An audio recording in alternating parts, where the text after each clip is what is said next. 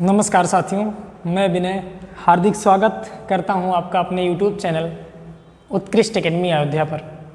जैसा कि आप सभी जानते हैं, हम लोगों ने स्टार्ट किया था क्वाड्रिलेटरल्स चतुर्भुज के बारे में। तो मैंने आपको ये बताया था कि बेसिक से लेकर चलेंगे। तो कुछ लोगों को दिक्कत हो सकती है ना, कुछ लोग सिर्फ चाहते हैं क्वेश्चन पढ़ाया जाए। लेकिन देखिए होता क्या है ना कि एग्ज़ाम में आपके जो बहुविकल्पीय प्रश्न पूछे जाते हैं उसमें थ्योरी से भी क्वेश्चन पूछे जाते हैं, है ना। जैसे कि 2017 में ही शायद, या हाँ 17 में ही, या शायद उसके पहले होगा, जब भी होगा, एक क्वेश्चन मैंने देखा आपसे अति लघु उत्तरीय में पूछ लिया जाता है कि बताइए समचतुर्भुज के क्षेत्रफल का सूत्र ज्ञात कीजिए, है ना, या वर्ग के विकर्ण की लंबाई क्या होती है ना। ऐसे छोटे छोटे प्रश्न आपसे पूछे जाते हैं। या कभी कभी लैंग्वेज में भी कुछ क्वेश्चन पूछ लिए जाते हैं, जो कि हम लोग अभी चर्चा करेंगे एक एक क्वेश्चन आगे चल के। लेकिन पहले थ्योरी बहुत जरूरी है पढ़ना, है ना। जैसे आपने वर्ग पढ़ा तो वर्ग में आपने पढ़ा कि वर्ग की प्रत्येक भुजा क्या होती है, बराबर होती है, तथा उसके सभी कोण क्या होते हैं, 90 डिग्री होते हैं। विकर्ण एक दूसरे को समद्विभाजित करते हैं, विकर्ण एक दूसरे को 90 अंश पे समद्विभाजित करते हैं, है ना, 90 डिग्री का कोण बनाते हुए समद्विभाजित करते हैं, है ना। आपसे पूछा जाता है कि बताइए विकर्ण कोण समद्विभाजक होते हैं या नहीं होते हैं, है ना। तो ऐसे ऐसे बहुत सारे क्वेश्चन पूछे जाते हैं। तो जब यही सवाल लैंग्वेज में पूछ लिए जाएंगे कि बताइए ऐसा कौन सा चतुर्भुज है जिसके विकर्ण कोण समद्विभाजक भी होते हैं, एक दूसरे को 90 अंश पे समद्विभाजित भी करते हैं, है ना, ऐसा कुछ पूछा जाता है और ऑप्शन में मिल जाएगा, तो आपको तब चीज़ें समझ में आएंगी कि हाँ हमने वर्ग पढ़ा है, हमने समचतुर्भुज पढ़ा है, हमने आयत पढ़ा है, हमने रेक्टेंगल पढ़ा है। तो किस हिसाब से कौन सा ऑप्शन आपको सेट किया जाएगा तो आप उस पर सही लगा सकते हैं, है ना। ये मत सोचिएगा कि 2 ऑप्शन सही होगा, एक ही होगा उसमें। अगर 2 सही होने वाली स्थिति में होगी, दूसरा वाला हटा दिया जाता है उसमें से, ऐसा आपको ऑप्शन मिलेगा जिसमें सिर्फ एक ही सही हो, है ना। तो मैं उम्मीद करता हूं कि आप ये थ्योरी पढ़ लेंगे, क्योंकि इंपॉर्टेंट है आपके लिए। मैं तो आपके लिए ही पढ़ा रहा हूं, मुझे कोई बेनिफिट नहीं कहिए तो मैं सिर्फ क्वेश्चन ही करवा दूंगा। बहरहाल ये वीडियो आप देख लीजिए और हो सकता है इसी में या अगले वीडियो से हम लोग इसके क्वेश्चंस कर लेंगे। और सबसे ज़्यादा इंपॉर्टेंट है आपका चक्रीय चतुर्भुज। यहाँ से आपको पक्का है मिलेगा, है ना। पक्का है का मतलब आप ये समझिए कि 100% क्वेश्चन यहाँ से मिलेगा, है ना। क्योंकि आप देखते होंगे कि हर साल आपके एग्जाम में ऐसा ना ऐसा कोई क्वेश्चन दिया जाता है कि जिसमें अंदर चतुर्भुज बना हो, है ना, कुछ इसका एंगल इसका एंगल इसका एंगल कुछ दिया गया हो रिलेशन, और उसमें से कोई पूछ लिया जाता है। मतलब आप फिगर वाले क्वेश्चन देखते हैं तो आप हमेशा देखते हैं चक्रीय चतुर्भुज से, है ना। आपको लग सकता है कि हाँ वृत्त है, तो वृत्त की भी प्रॉपर्टी आपको आनी चाहिए और चक्रीय चतुर्भुज की, क्योंकि आपके सिलेबस में वृत्त भी है और चक्रीय चतुर्भुज भी है। तो ये दोनों बहुत इंपॉर्टेंट है आपके। यहाँ से आपको जो 2 नंबर वाले सवाल होंगे वहाँ से पक्का है मिलेंगे। तो आप देखते रहिए वीडियो को, बस थोड़ा बहुत ये अध्ययन करते रहिए, आप थोड़ा बेसिक से पढ़ते रहिए, बहुत ज़्यादा जरूरी है, इस वजह से मैं पढ़ा भी रहा हूँ। चलिए फिर आज स्टार्ट करते हैं हम लोग। 1 मिनट, स्टार्ट करते हैं हम लोग। क्या स्टार्ट करेंगे, जैसा कि वर्ग हम लोगों ने पढ़ लिया था, मैं बहुत छोटे छोटे पॉइंट्स बता के आगे बढ़ूंगा आज, है ना। वर्ग हम लोगों ने पढ़ लिया था और आज स्टार्ट करेंगे हम लोग आयत। आयत क्या होता है, सबसे पहले हमने क्या बना के तैयार कर लिया है, A, B, C और D, ठीक है। हमने एक आयत बना के तैयार कर लिया, ABCD। तो आप कहते हो कि सर A, B, C और D क्या है, एक आयत है। और आयत की क्या होती है, प्रॉपर्टी क्या होती है, आयत में AB बराबर होता है CD के, है ना। आप समांतर भी कह सकते हो कि AB बराबर होता है CD के और BC बराबर होता है किसके, BC बराबर होता है AD के, ठीक है। अगर मैं इसको नाम देना चाहूँ, अगर मैं ये कहूँ कि A और B इसकी लंबाई है, B और C इसकी चौड़ाई है, तो आप कहोगे सर AB और CD अगर बराबर है तो AB को हमने लंबाई माना है, तो ये क्या होती है, आयत की लंबाई। आमने सामने की भुजा बराबर होती है, या आप कह सकते हो कि लंबाई बराबर होती है और चौड़ाई आपस में बराबर होती है, ठीक है। तो ये AB और CD एक आयत है जिसमें AB बराबर है CD के, BC बराबर है AD के, ठीक है। तो ये तो हो गया पहला पॉइंट। दूसरा पॉइंट आप कह सकते हो कि आयत ऐसा चतुर्भुज होता है जिसके सभी कोण, यानी कोण A, कोण B, कोण C और कोण D बराबर होते हैं, और प्रत्येक कोण कितने डिग्री के होते हैं, 90 डिग्री के होते हैं। प्रत्येक कोण क्या होते हैं, 90 अंश के होते हैं। तीसरा पॉइंट आप समझ सकते हो कि सर ये जो आयत है ना, इसके विकर्ण आपस में क्या होते हैं, बराबर होते हैं। विकर्ण का मतलब आप जानते ही हो क्या होता है, सबसे बड़ी भुजा।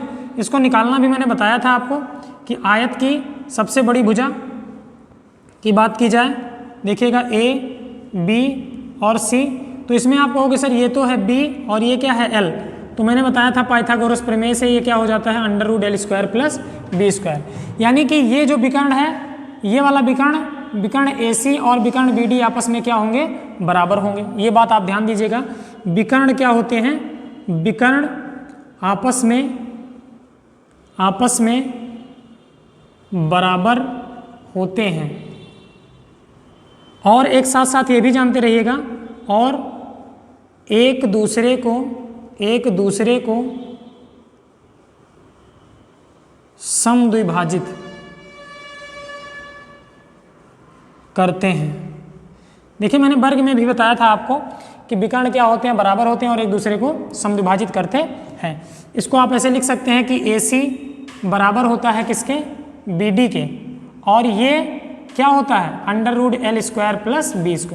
मतलब अगर आपसे विकर्ण पूछा गया, ध्यान दीजिएगा, आपसे अति लघु उत्तरीय में एक सवाल पूछ लिया जा सकता है कि आयत के विकर्ण का सूत्र लिखिए, है ना, आयत के विकर्ण का सूत्र लिखिए। तो आपको कुछ नहीं करना है, आप कहेंगे सर आयत के विकर्ण का जो सूत्र होता है वो होता है √ लंबाई का स्क्वायर और प्लस में चौड़ाई का स्क्वायर, है ना। ऐसे भी सवाल पूछा जा सकता है आपसे आयत के बारे में। तो मैं उम्मीद करता हूँ कि ये बातें आपको समझ में आ रही हैं। अच्छा, समद्विभाजित करने का मतलब क्या है कि ये आपस में क्या होता है, बराबर। अगर ये पॉइंट O पे काटते हैं तो OA बराबर होता है किसके, OC के, OD बराबर होता है किसके, OB के, और ये दोनों, ये चारों भी आपस में क्या होते हैं, बराबर होते हैं। ठीक है, क्योंकि आयत में ये क्या होता है, सर्वांगसम त्रिभुज बनता है। अगर ये एक विकर्ण खींचा जाता है तो ये सर्वांगसम त्रिभुज बनता है, और सर्वांगसम होता है तो इसका क्षेत्रफल भी इसके क्षेत्रफल के बराबर होता है, इसकी दूरी ये सभी भुजा के बराबर होती है ना। तो ये बात आप बिल्कुल ध्यान दीजिएगा। और दोनों विकर्ण खींच दिया जाता है तो ये चारों त्रिभुज जो बनते हैं, बहरहाल इतना आपको नहीं जानना है, आप इतना जानते रहिए विकर्ण आपस में क्या होते हैं, बराबर होते हैं, एक दूसरे को समद्विभाजित करते हैं। विकर्ण का फार्मूला क्या होता है, और इसकी लंबाई और चौड़ाई अलग अलग होती है, यानी कि आमने सामने की भुजा क्या होती है, बराबर होती हैं। तो ये सारी बातें आप जानते रहिएगा आयत के बारे में। एक चीज़ और आप समझ लीजिए, आयत का अगर आपसे पूछा जाए कि आयत का परिमाप, तो आप इतना जानते रहिए कि परिमाप किसी का भी पूछा जाए वो होता है सभी भुजाओं का योग, है ना। वर्ग में हमने क्या बताया था आपको परिमाप के बारे में, वर्ग में हमने आपको ये बताया था कि वर्ग का जो परिमाप होता है, वो होता है A√2। तो आयत में परिमाप क्या होता है, अंडर रूट बोल रहे हैं, होता क्या है 2 × L⁻B, यानी कि 2 और ब्रैकेट में लंबाई धन चौड़ाई। परिमाप का मतलब हुआ सभी भुजाओं का योग। तो आप कहोगे सर L + B और ये भी L + B, तो L और L मिलके 2L, B और B मिलके 2B, 2 कॉमन लेंगे तो L + B इस आयत का क्या हो जाएगा, परिमाप हो जाएगा। अगर आपसे अगला पॉइंट पूछता है आयत में अगर आपसे पूछता है कि बताइए आयत का क्षेत्रफल क्या होता है, ठीक है, ये भी इंपॉर्टेंट है। आपसे सूत्र पूछा गया है, आपसे शायद 2017 BTC वाले एग्जाम में पूछा गया था कि बताइए समचतुर्भुज के क्षेत्रफल का सूत्र क्या होता है। अभी हम आगे चल के उस पर भी चर्चा करेंगे, लेकिन आप यहाँ पहले आयत के बारे में जान लीजिए कि आयत का क्षेत्रफल जो होता है, होता क्या है, लंबाई गुणे चौड़ाई। मैंने बताया था कि 2D फिगर है आयत, और इसका अगर क्षेत्रफल पूछा जाएगा तो हम लंबाई गुणे क्या कर देंगे, चौड़ाई कर देंगे। ठीक है, यही हो जाएगा इस आयत का क्षेत्रफल। तो ये इतनी बेसिक बातें थी।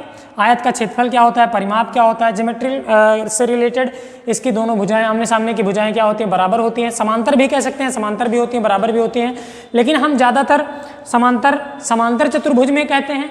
प्रॉपर्टी यहाँ भी उसकी लग जाएगी, क्योंकि कोण भी मिलकर कितना होता है 180। चूँकि आप पहले से जानते सर ये 90 तो 90 और 90 मिलकर क्या होगा 180, तो वो उतना फैक्टर नहीं करता है। आप इतनी बातें आयत के बारे में जानते रहिएगा, क्योंकि इस पे सवाल कभी कभार आपसे पूछा जाता है ना एग्जाम में।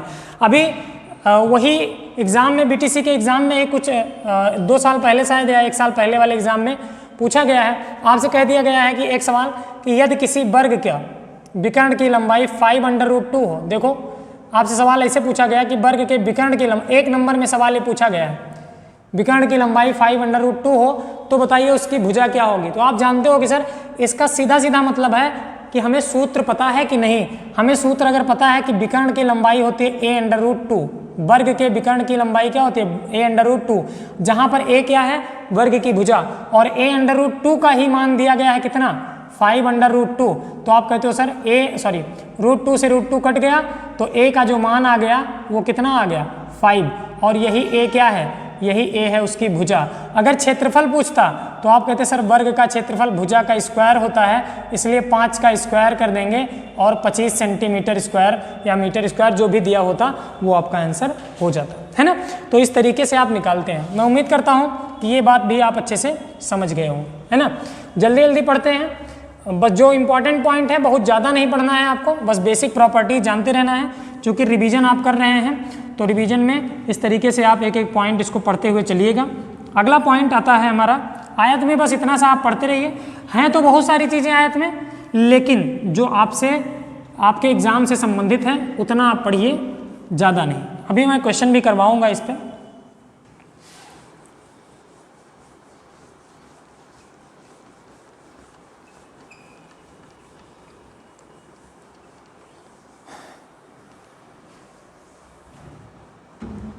देखिए अगला पॉइंट आ जाएगा आयत के बाद हम लोग देखेंगे समचतुर्भुज के बारे में।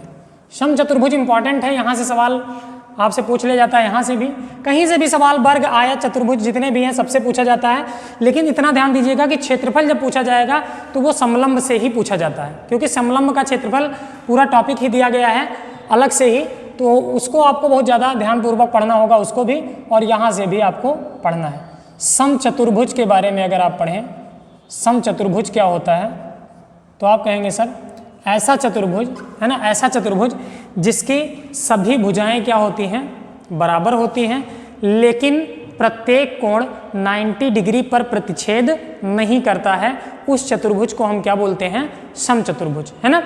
तो वर्ग क्या था, वर्ग में भी सभी भुजाएं बराबर होती हैं, है ना। वर्ग में हम लोगों ने पढ़ा था सभी भुजाएं बराबर होती हैं, लेकिन वहाँ पे कंडीशन क्या थी, उसके प्रत्येक कोण 90 डिग्री होते हैं, लेकिन समचतुर्भुज में प्रत्येक कोण 90 डिग्री नहीं होते हैं। तो अगर आप ध्यानपूर्वक देखें तो आप कह सकते हैं कि सर अगर ये मान लो कोई वर्ग रहा हो, है ना, समझिएगा, ये कोई वर्ग रहा हो और आपने नीचे तो पॉइंट लगा दिया, यहाँ इसको फिक्स कर दिया, इसको फिक्स कर दिया और इसको धक्का दे दिया आपने। धक्का देने पे ये भुजा यहाँ चली गई, है ना, ऐसे, और ये भाई ये भी तो जाएगी, ये भुजा कहाँ चली गई, यहाँ चली गई। बस ये वाली भुजा हटके यहाँ से यहाँ चली गई, ये वाली हटके यहाँ से यहाँ चली गई। तो आप कह सकते हो कि सर अब जो नई आकृति का निर्माण होगा, नई आकृति का निर्माण जो होगा वो किसका होगा, तो यही आकृति क्या हो जाएगी समचतुर्भुज हो जाएगी। ध्यान दीजिएगा आप लोग, है ना, क्या हो जाएगी समचतुर्भुज हो जाएगी। तो इस टाइप का जो ये फिगर जो बना है ये बन गया है आपका समचतुर्भुज।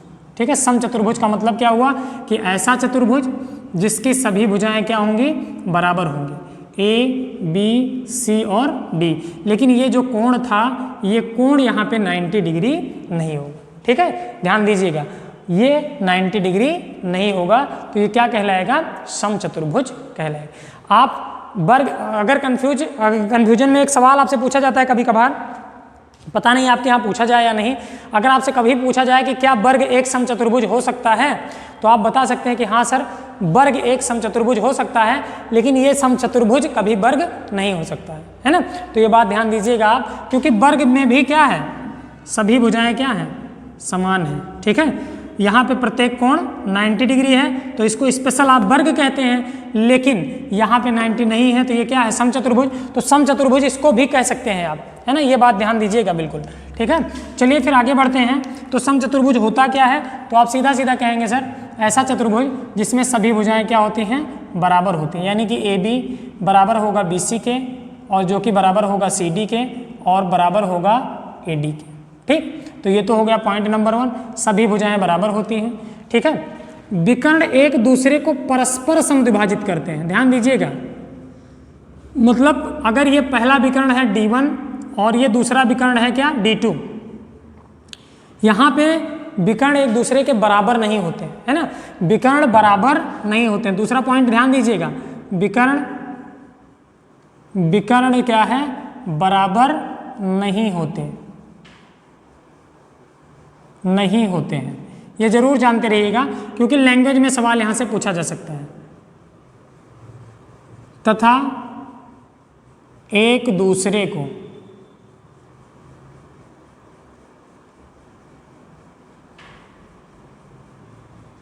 परस्पर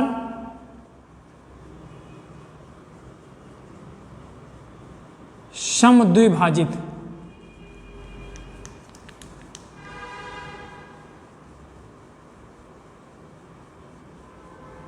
करते हैं, है ना।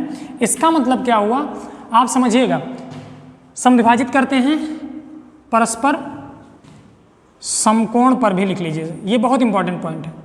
समकोण पर समद्विभाजित करते हैं, इसका मतलब ये हुआ कि ये जो काटते हैं एक दूसरे को पॉइंटों पर, ये क्या है 90 डिग्री का एंगल बनाता है ना। ये कितने डिग्री का एंगल बनाता है 90 डिग्री का।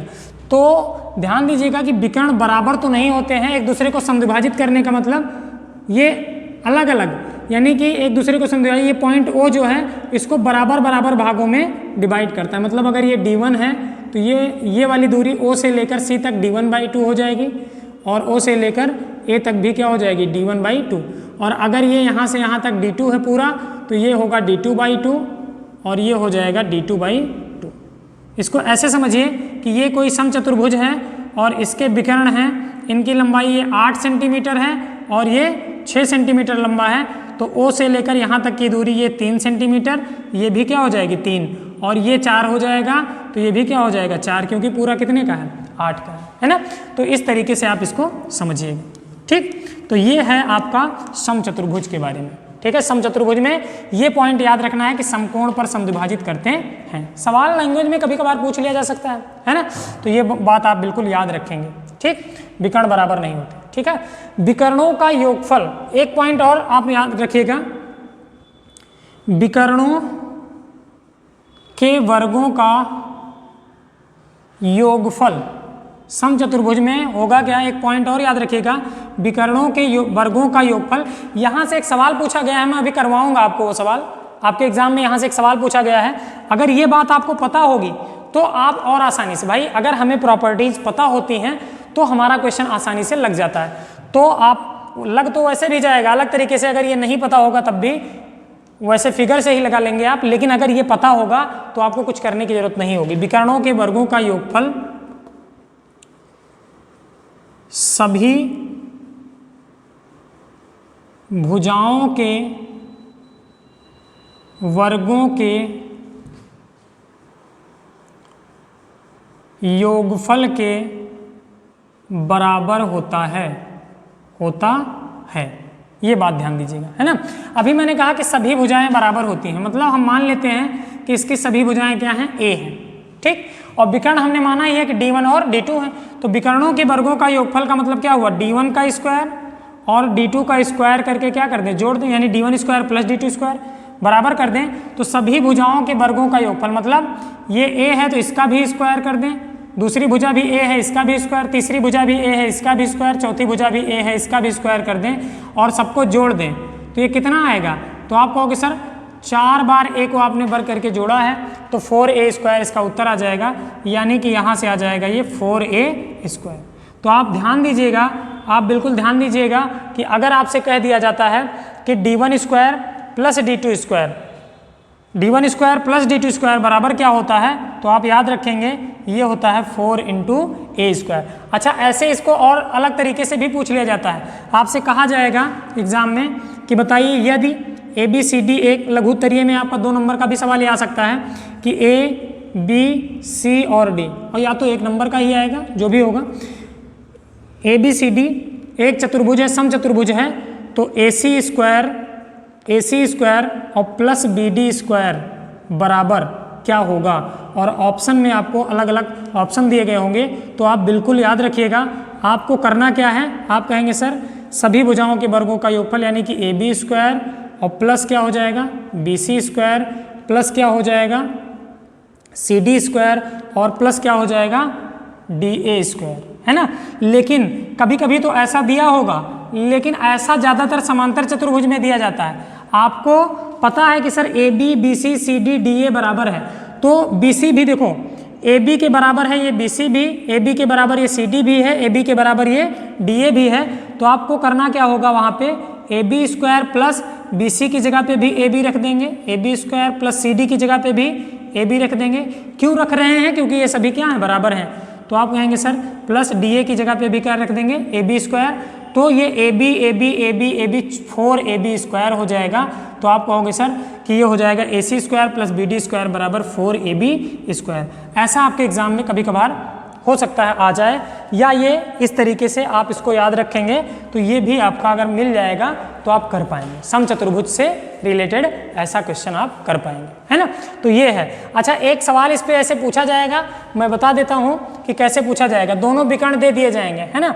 आपको मान लो दे दिया गया कि विकर्ण की लंबाई है, अभी हमने पढ़ा था कि विकर्ण है 8 और 10, विकर्णों की लंबाई आपको क्या दे दी गई, 8 और 10। आपसे पूछा गया समचतुर्भुज की भुजा क्या है, तो यहाँ से आप भुजा निकाल सकते हो, है ना। आपको पता है कि सर अगर इसमें रख दें तो विकर्ण D1 है 8, D2 क्या है 10, दोनों जगह पे रख दें तो 4a स्क्वायर के बराबर कर दें तो हमें भुजा समचतुर्भुज की मिल सकती है ना। तो मैं उम्मीद करता हूँ कि ये बातें आप समझ पा रहे होंगे। अगर चीज़ों को समझ पा रहे हैं तो बहुत अच्छी बात है। इसको पॉइंट वाइज नोट कर लीजिए, बिल्कुल थ्योरी है ये, थ्योरी में ऐसे ऐसे सवाल आपके पूछे जाते हैं। अगला पॉइंट है पॉइंट नंबर 4, आप डाल के लिखिएगा। पॉइंट नंबर 4 क्या है, देखिए बेटा आप इसको पढ़ लीजिए।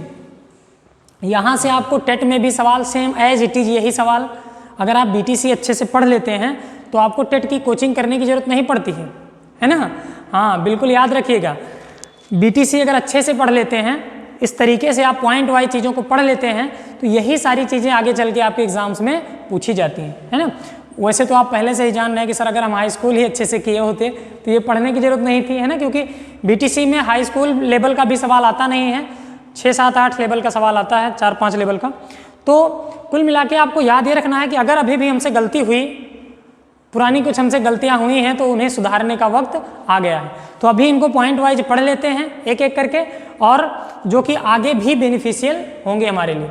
तो चलिए फिर, बात ये नहीं पास होना, अगर 25 नंबर का आपका एग्ज़ाम हो तो मैं ये उम्मीद करता हूँ कि आप 25 नंबर पाएँ BTC में कम से कम, है ना, कम से कम 25 तो पाएँ ही अगर 25 का एग्ज़ाम है तो, क्योंकि मैथ ऐसी चीज़ है DLED की कि उसमें मैथ में तो पूरा नंबर लाया जा सकता है। ठीक है, चलिए आगे बढ़ते हैं, अगला पॉइंट देखते हैं।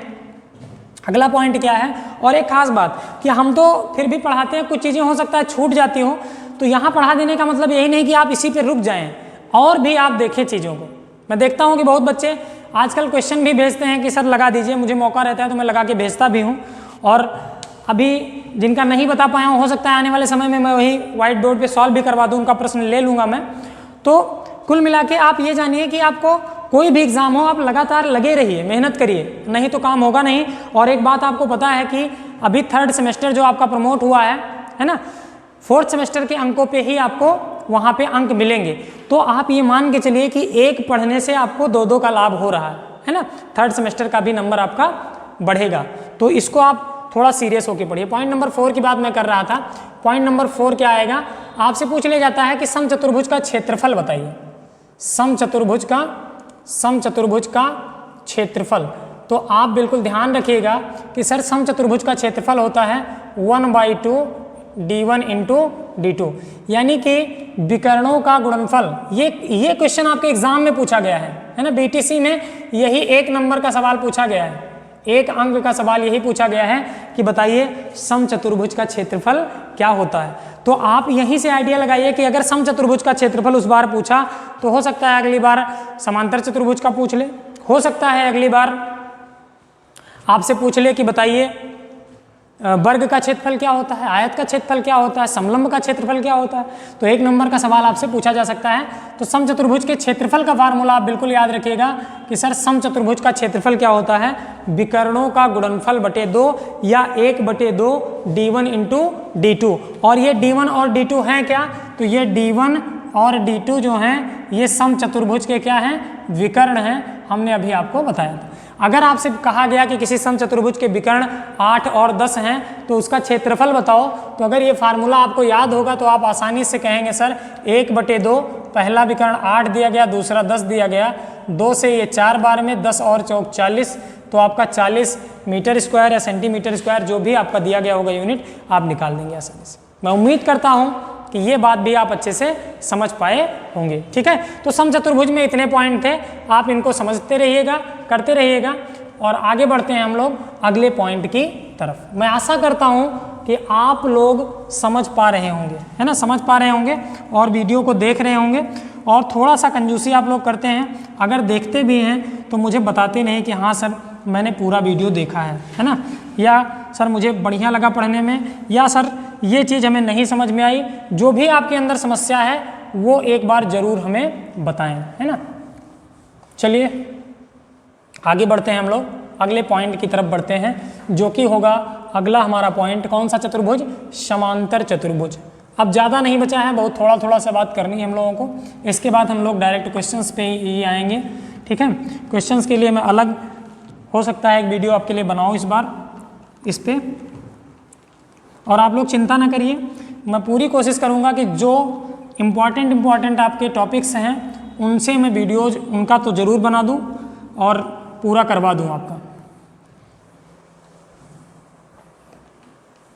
चलिए आगे बढ़ते हैं, अगले पॉइंट की तरफ बढ़ते हैं। अगला पॉइंट हमारा क्या है?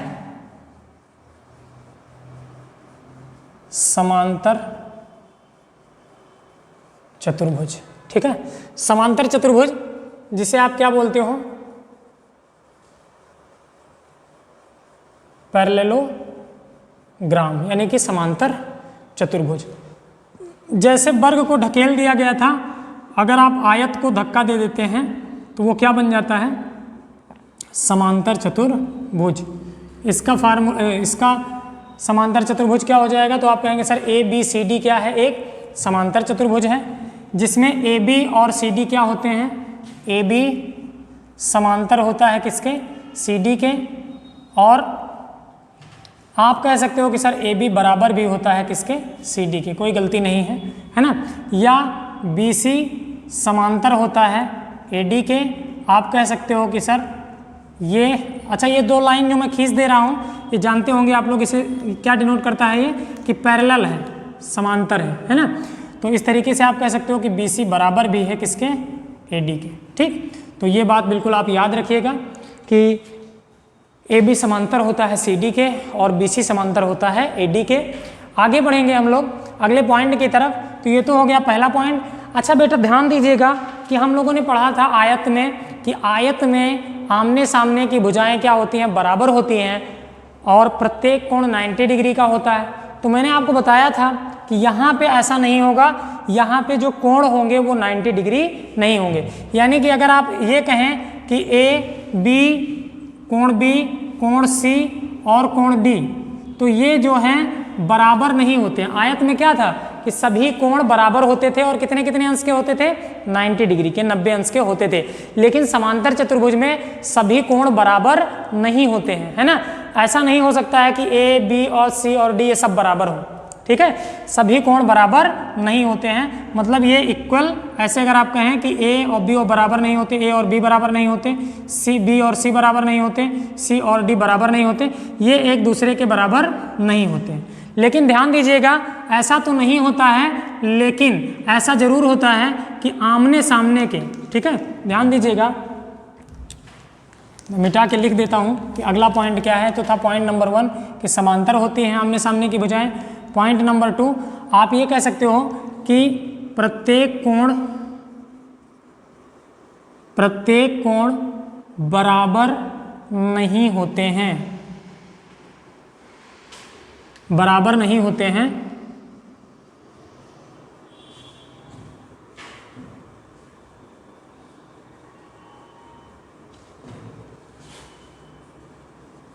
प्रत्येक कोण बराबर नहीं होते हैं, जबकि आमने सामने के कोण बराबर होते हैं। यानी आप ऐसा कह सकते हो कि समांतर चतुर्भुज में कोण ए बराबर होता है किसके? कोण सी के, और कोण बी बराबर होता है किसके? कोण डी के। ये बात बिल्कुल याद रखिएगा। समांतर चतुर्भुज में आमने सामने के कोण क्या होते हैं? आपस में बराबर होते हैं। अगर अगले पॉइंट की बात की जाए, पॉइंट नंबर 3, तो अगर आपको याद हो तो जब मैंने कल वाला लेक्चर यानी पिछला लेक्चर जब मैंने पढ़ाया था तो वहाँ पे मैंने बताया था संलग्न कोण क्या होते हैं, है ना। मैंने आपको ये कहा था कि कोण ए कोण बी आपस में क्या है, संलग्न कोण है। कोण बी और कोण सी आपस में क्या है, संलग्न कोण है। और इसे समझने से पहले बेटा एक बात आपको समझनी होगी, आपने पढ़ा होगा बचपन में, है ना, जब आप छोटे से थे तो आपको पढ़ाया गया था समांतर रेखाएं, है ना।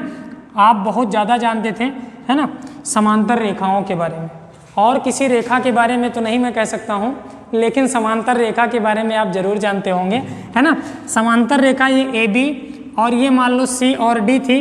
अगर आपसे कहा जाता था कि ए बी और समांतर है किसके, सी डी के, तो आप क्या करोगे, ए बी सी डी के समांतर थी और एक तिर्यक रेखा, तिर्यक को भी आप जानते होंगे, है ना, टी, इसको क्या करती थी, डिवाइड करती थी। तो आप कहते सर एकांतर अंतः कोण क्या होते हैं, बराबर होते हैं। एकांतर कोण यानी अगर ये कोण 1 था तो ये भी कोण 1 ही होगा, है ना, ये बराबर होगा इसके। ये कोण 2 था तो ये भी कोण 2 ही होगा, मतलब ये दोनों आपस में क्या होंगे, बराबर होंगे। ठीक, तो इस तरीके से आप जानते थे। वहीं पे एक बात और आप जानते थे कि एकांतर खंड के एक ही तरफ के अंतः कोणों का योगफल, अगर ये कोण 1 है और ये कोण 2 है तो इन दोनों का योगफल क्या होता था, 180 अंश होता था। तो वही बात यहाँ पे याद रखिएगा। ये लैंग्वेज में भी सवाल आपसे पूछा जा सकता है। आपसे कहा जाता है कि बताइए समांतर चतुर्भुज में किन्हीं भी दो संलग्न कोणों का योगफल क्या होता है। तो आपको पता है कि सर चूंकि ये दोनों रेखा आपस में समांतर है, ये इसके समांतर है ना। तो ये दोनों अगर समांतर है तो ये कैसी रेखा है, ध्यान से देखिए, अगर ध्यान से देखें आप, है ना, इमेजिनेशन में जाएं तो ये रेखा हम अगर बढ़ा देते हैं तो ये कैसी रेखा हो गई, तिर्यक रेखा हो गई, तिर्यक रेखा हो गई। तो आपको पता है कि सर अगर दो समांतर रेखाओं को एक तिर्यक रेखा काटेगी तो इन दोनों का योगफल कितना होगा, 180 अंश होगा। अगर ये दोनों समांतर हैं, ये एक तिर्यक रेखा है, तो इन दोनों का योगफल क्या होगा, 180 अंश होगा। तो आप समझिएगा कि दो समांतर चतुर्भुज में दो संलग्न जान रहे हैं ना, दो संलग्न कोणों का योगफल सदैव कितना होता है, 180 अंश होता है। मतलब कोण A प्लस कोण B बराबर होगा किसके, 180 डिग्री के, या कोण B प्लस कोण C बराबर किसके होगा, 180 डिग्री के, है ना। ये कोण B और कोण C 180, C और D 180, D और A 180, है ना। तो इस तरीके से आप ध्यान रखिएगा कि दो संलग्न कोणों का योगफल क्या होता है, 180 डिग्री होता है। मैं उम्मीद करता हूँ कि ये बातें आपको समझ में आई होंगी समांतर चतुर्भुज से रिलेटेड। तो यही होता है समांतर। एक पॉइंट और आप याद रखिएगा, लास्ट पॉइंट जो हम लोगों ने पढ़ा था समचतुर्भुज में, ठीक है। समचतुर्भुज में हम लोगों ने पढ़ा था कि समचतुर्भुज के विकर्णों के वर्गों का योगफल जो होता है सभी भुजाओं के वर्गों के योगफल के बराबर होता है। तो वो पॉइंट यहाँ भी आप याद रखेंगे। पूछने का तरीका वहाँ भी मैंने बताया था किस तरीके से पूछा जाता है, और यहाँ भी आप समझ लीजिएगा कि अगला पॉइंट नंबर 4 कि समांतर चतुर्भुज में विकर्णों के वर्गों का योगफल, है ना, विकर्णों के वर्गों का योगफल, है ना, विकर्णों के वर्गों का योगफल सभी भुजाओं के वर्गों के योगफल के बराबर होता है। ऐसे आप समझ लीजिएगा। मतलब क्या है कि अगर आपसे कहा जाएगा AC square plus BD square, AC square और प्लस BD स्क्वायर बराबर क्या होता है, तो आप कहेंगे सर ये होता है AB square plus BC square plus CD square और प्लस DA स्क्वायर के बराबर होता है। एक बात याद रखिएगा, एक बात आप याद रखिएगा कि इस CD के जगह पे ध्यान देना कि ये जो AB है ये किसके बराबर होगा, CD के बराबर होगा। AB बराबर होगा किसके, CD के। मतलब CD की जगह पे हम क्या लिख सकते हैं, AB का स्क्वायर लिख सकते हैं, और ये BC की जगह पे हम क्या लिख सकते हैं, है ना। या आप कह सकते हो कि सर AD की जगह पे हम क्या लिख सकते हैं, BC लिख सकते हैं। AD की जगह पे हम क्या लिख सकते हैं, BC का स्क्वायर लिख सकते हैं। तो देखो बेटा AB स्क्वायर प्लस AB² मिलकर क्या हो जाएगा 2AB² प्लस ये BC², ये BC², तो ये क्या हो जाएगा 2BC²। 2 कॉमन ले लेंगे तो AB² प्लस BC² ब्रैकेट में बच जाएगा और यही होता है AC² प्लस BD² का फार्मूला, है ना। तो आप ये पॉइंट भी याद रखिएगा समांतर चतुर्भुज के लिहाज से, है ना। तो ये है आपका समांतर चतुर्भुज। एक चतुर्भुज आप हमारा और बच रहा है अभी, उसके बारे में थोड़ा सा प्रॉपर्टी पढ़ लेते हैं, सिर्फ एक फार्मूला, है ना, और उसके बाद हम लोग आगे बढ़ते हैं। ठीक, चलिए फिर अगला पॉइंट है हमारा, अगला चतुर्भुज है कौन सा, समचतुर्भुज के बारे में। अच्छा हाँ, इसका क्षेत्रफल अगर आपसे पूछा जाएगा तो समांतर चतुर्भुज का क्षेत्रफल आपको कुछ नहीं करना है, आपको सीधा सीधा लिख देना है आधार गुणे ऊंचाई, है ना। मतलब ये आधार है और इन दोनों भुजाओं के बीच की दूरी को, लंबवत दूरी को हम क्या कहते हैं, ऊंचाई। अगर आधार आपको दिया गया होगा a, तो आप कहोगे सर a गुणे h क्या होता है, इसका क्षेत्रफल होता है ना। तो आप इसको याद रखिएगा, इसका क्षेत्रफल का सूत्र पूछा जाएगा तो आधार गुणे ऊंचाई। समांतर चतुर्भुज के क्षेत्रफल का फार्मूला क्या होगा, आधार गुणे ऊंचाई। चलिए फिर हम आगे बढ़ते हैं, अगले पॉइंट की तरफ हम लोग आगे बढ़ेंगे अपने अगले चतुर्भुज की तरफ, जो कि हमारा होगा लास्ट चतुर्भुज। लेकिन बेटा ध्यान देना ये है कि जब हम लोग इस पे सवाल कर लेंगे तो अगले लेक्चर में जब हम मिलेंगे तो हम पढ़ेंगे बहुत ही सुंदर सा चतुर्भुज, और जिसको हम कहते हैं चक्रीय चतुर्भुज, है ना। चक्रीय चतुर्भुज क्या होता है, उसकी प्रॉपर्टीज क्या क्या हैं, क्योंकि वहाँ से सवाल आपको 100% मिलेगा, है ना। क्योंकि आज तक ऐसा नहीं हुआ है कि DLED या BTC का एग्ज़ाम हुआ हो और चक्रीय चतुर्भुज से वो एग्ज़ाम अछूता रहा हो, है ना।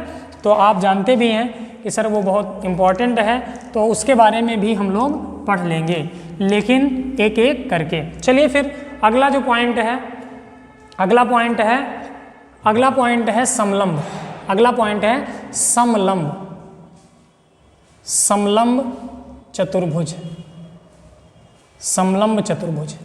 ठीक है, आप लोग वीडियो को शेयर जरूर किया कीजिए, दोस्तों के साथ अपने साझा करिए, है ना। ये थ्योरी वगैरह सारी बातें मैं पढ़ा रहा हूँ आप लोगों के लिए, तो थोड़ा बहुत आप लोग शेयर जरूर करें और कमेंट करके ज़रूर बताया करें क्लास के बाद, है ना। जब आप क्लास के बाद कमेंट करके बताते हैं कि हाँ सर समझ में आ गई है क्लास मुझे, तो हमें बहुत अच्छा लगता है, दिल से मैं कह रहा हूँ कि मुझे बहुत अच्छा लगता है कि हाँ आपको समझ में आया है ना। नहीं तो लगता है कि मैं यहाँ पढ़ा रहा हूँ और जब आप कमेंट ही नहीं करते हैं, कुछ लोग करते हैं बाकी लोग कमेंट नहीं करते हैं, तो लगता है कि सब लोग देख ही नहीं रहे होंगे, है ना। सिर्फ मैसेज तो मेरे पास बहुत आते हैं कि सर DLED की क्लास नहीं आ रही, एक दिन नहीं आता तो आता है मैसेज कि सर क्लास नहीं आ रही है, तो वहाँ भी मुझे अच्छा लगता है कि हाँ पढ़ने का मूड बना है बच्चों का। लेकिन वहाँ कमेंट ही नहीं करते हो आप लोग, तो मुझे पता कैसे चल पाएगा कि आप पढ़ भी रहे हो कि नहीं। तो एक बार कमेंट करके ज़रूर बताया करें, इससे कुछ होगा नहीं, है ना। मुझे कुछ उससे मिलेगा नहीं, या इस क्लास से भी मुझे कुछ मिलने वाला नहीं है। बस मिलेगा तो आप लोगों का प्रेम स्नेह मिलेगा बस, है ना, यही है, बाकी कुछ नहीं है। तो एक बार ज़रूर बताया करें आप लोग, ठीक है। चलिए समलंब के बारे में पढ़ते हैं। समलंब के बारे में सिर्फ इतना ध्यान देना है आपको कि हमें इसका क्षेत्रफल का फार्मूला सिर्फ याद होना चाहिए, बाकी कोई थ्योरी यहाँ से आपको ज़्यादा नहीं पढ़नी है, और ना ही मैं आपको कुछ इधर उधर की बातें बताऊँगा।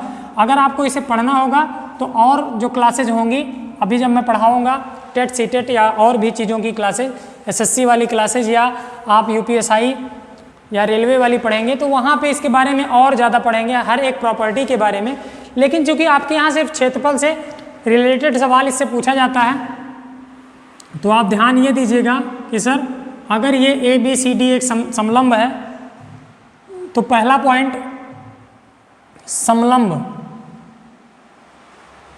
समलंब चतुर्भुज के बारे में आप पढ़ेंगे। तो समलंब चतुर्भुज में आमने सामने की भुजा का केवल एक युग्म समांतर होता है ना। आमने सामने की भुजा का केवल एक युग्म समांतर होता है। जो युग्म आपको दिखाई दे रहा है कि ये युग्म कौन सा है, AB और CD। यानी आप कह सकते हो कि AB समांतर होता है किसके, CD के, जबकि AD और BC समांतर नहीं है, समांतर नहीं है, या आप कह सकते हो असमांतर भुजाएं हैं, असमांतर भुजाएं हैं। ये पॉइंट हो गया आपका समलंब के बारे में कि समलंब चतुर्भुज ऐसा चतुर्भुज होता है जिसमें आमने सामने की भुजा का केवल एक युग्म समांतर होता है, और आप कह सकते हो कि सर AD और BC असमांतर भुजाएं कहलाती हैं, है ना।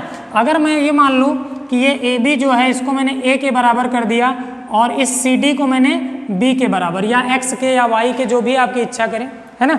आप लोगों को X पसंद नहीं है इसलिए मैं X लिखता नहीं हूँ, है ना, तो इस वजह से मैं A और B लिख रहा हूँ। ठीक, चलिए फिर आगे बढ़िएगा। हम जानते हैं कि अगर हमसे ये पूछ लिया जाए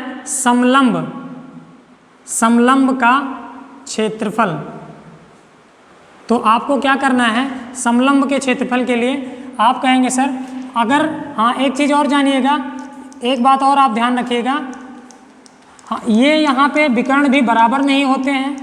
अगर आपसे पूछ लिया जाए कि समलंब में विकर्ण क्या बराबर होते हैं, बिल्कुल नहीं होते हैं, विकर्ण बराबर नहीं होते हैं, एक दूसरे को समद्विभाजित भी नहीं करते हैं, है ना, ये सारी बातें इसमें नहीं होंगी। यहाँ पे आप इतना ध्यान रखिए कि समलंब का क्षेत्रफल पूछेगा तो आपको याद ये रखना है कि समलंब का क्षेत्रफल जो होता है ये होता है 1/2 समांतर भुजाओं का योगफल, कितना है A + B और गुणे में ऊंचाई, यही होता है समलंब का क्षेत्रफल। और हमेशा आपका भी पिछली बार भी शायद या इसके पहले वाले एग्जाम में DLED में इससे फार्मूला भी पूछा जा सकता है, या तो एक आसान सा सवाल, समांतर भुजाओं की लंबाइयां दी जाएंगी, उन दोनों भुजाओं के बीच की दूरी दी जाएगी, और आपसे एक छोटा सा प्रश्न पूछ लिया जाएगा कि बताइए समलंब का क्षेत्रफल क्या होगा। तो आपको कुछ नहीं करना है, यही फार्मूला याद रखना है कि सर समलंब का क्षेत्रफल क्या होता है। समलंब का क्षेत्रफल होता है 1/2 समांतर भुजाओं का योगफल और गुणे उन्हीं दोनों भुजाओं के बीच की दूरी, जिसे हम क्या बोलते हैं, ऊंचाई बोलते हैं, है ना, जिसे हम क्या बोलते हैं, ऊंचाई बोलते हैं। तो आप इस तरीके से इन सवालों को लगा पाएंगे, है ना। तो चूँकि अभी ज़्यादा समय बचा नहीं है, क्योंकि क्लास लंबी हो जा रही है, आप लोग बोर हो जाएंगे, ज़्यादा देर देख नहीं पाएंगे, तो आज की क्लास को हम लोग इसी पे समाप्त करेंगे, है ना। बस तुरंत ही अगला वीडियो आपको देखने को मिलेगा, आज इसको आप देख लीजिए। अब इस बार मैं वादा कर रहा हूँ, पक्का वादा कर रहा हूँ कि अगला वीडियो जो है वो बहुत जल्द आपको देखने को मिलेगा, ठीक है।